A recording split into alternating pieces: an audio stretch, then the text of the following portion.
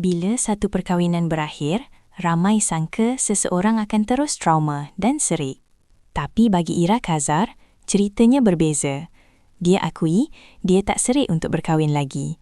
Bagi dia, setiap manusia berbeza. Tak adil untuk samakan semua lelaki hanya sebab satu pengalaman. Tapi kali ini, dia lebih berhati-hati. Kalau dulu, dia mungkin terlalu bertolak ansur, anggap kekurangan itu perkara biasa. Sekarang tidak lagi. Dia sendiri cakap, sebelum melangkah ke arah lebih serius, latar belakang pasangan adalah perkara utama yang dia akan periksa. Sebab bagi dia, itu penting untuk elakkan kesilapan yang sama berulang. Dalam masa yang sama, dia juga kongsi tentang ciri lelaki yang dia cari. Bukan sekadar rupa, cukuplah sekadar sedap mata memandang. Yang lebih penting, lelaki yang bijak. Bijak kawal situasi, terutama bila berdepan konflik.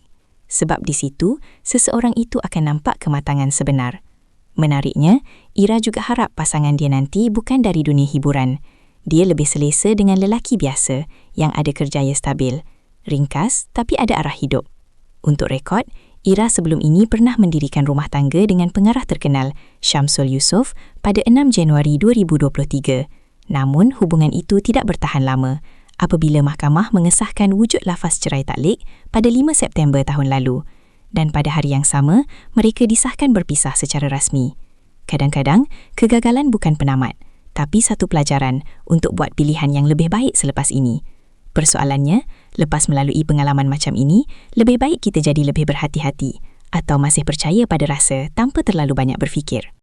Terima kasih kerana menonton Chua Viral TV. Jangan lupa like, komen dan subscribe untuk terus dapatkan update terkini tentang dunia hiburan Malaysia. Jumpa lagi di video seterusnya. Stay tuned untuk lebih banyak kisah sensasi.